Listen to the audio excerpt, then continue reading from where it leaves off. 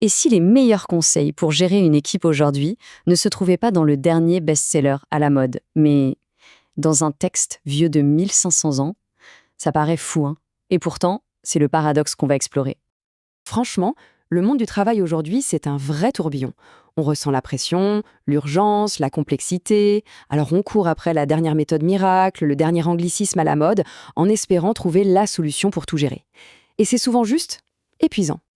Et si la solution se trouvait ailleurs? La source de cette sagesse, eh bien, c'est la règle de Saint-Benoît. Alors attention, mettez de côté l'image un peu poussiéreuse. Il faut voir ce texte pour ce qu'il est, l'un des manuels de gouvernance les plus solides et les plus durables de l'histoire. Allez, on va plonger dans cette sagesse ancienne et on va voir à quel point elle est finalement incroyablement moderne. Ce qui est fascinant ici, c'est que la règle, ce n'est pas un livre de recettes, pas de 5 étapes pour... non, c'est une vraie philosophie. Elle est basée sur des principes humains universels qui, eux, ne se démodent pas. C'est un leadership qui demande de l'exigence, oui, mais qui reste profondément humain. Avant même de parler de l'équipe, la règle de Saint-Benoît commence par une chose, la personne qui dirige. Tout part de son propre comportement, de son propre caractère. Le tout premier mot du texte, c'est « écoute ». Ce n'est pas un détail, ça veut tout dire. Le premier geste d'un leader, ce n'est pas de commander ou de parler, c'est d'écouter. C'est la base de tout. C'est vrai que dans nos journées surchargées, on a vite l'impression qu'écouter, c'est du temps qu'on perd. Eh bien, la règle nous dit tout le contraire. Écouter activement, chercher à comprendre avant de vouloir être compris, en fait, c'est ça le vrai pouvoir de gouverner. Ah, le fameux principe de l'exemplarité. En gros, la crédibilité ne vient pas du titre sur la carte de visite, mais de la cohérence entre ce qu'on dit et ce qu'on fait. On ne peut pas exiger des autres ce qu'on ne s'applique pas à soi-même. C'est aussi simple et aussi difficile que ça. Et, au cœur de tout ça, il y a l'humilité. On la voit souvent comme une faiblesse, n'est-ce pas? Eh bien ici, c'est la plus grande force. C'est elle qui permet de douter, de se remettre en question, d'apprendre et donc de progresser. Donc si on résume, le point de départ est clair. Avant de diriger les autres, le leader doit apprendre à se diriger lui-même.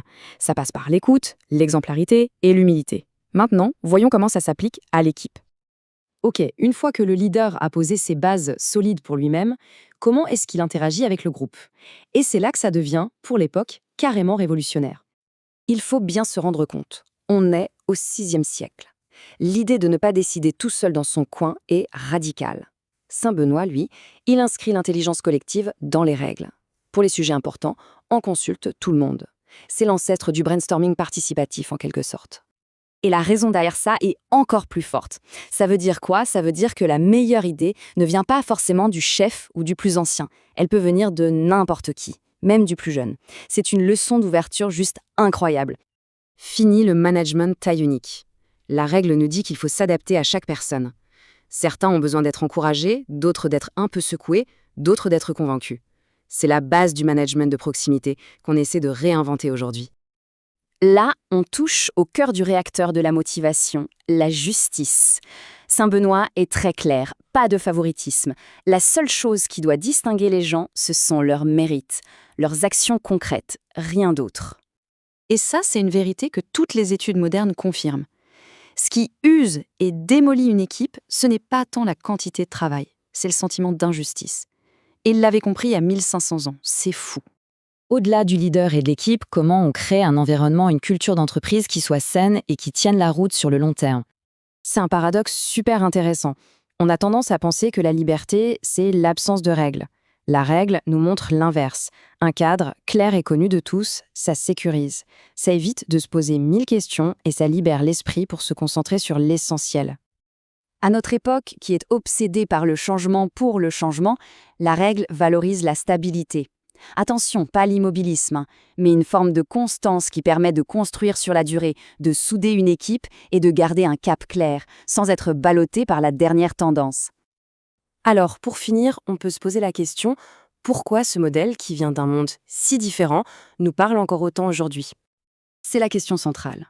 Des grands patrons, des directeurs d'hôpitaux, des militaires, beaucoup de monde continue d'étudier ce texte. Pourquoi? La réponse, en fait, est assez simple.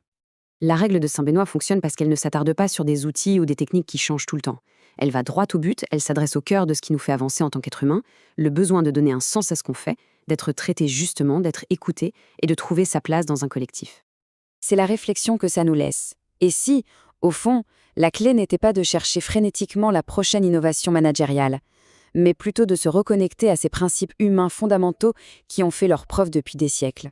C'est une piste à creuser.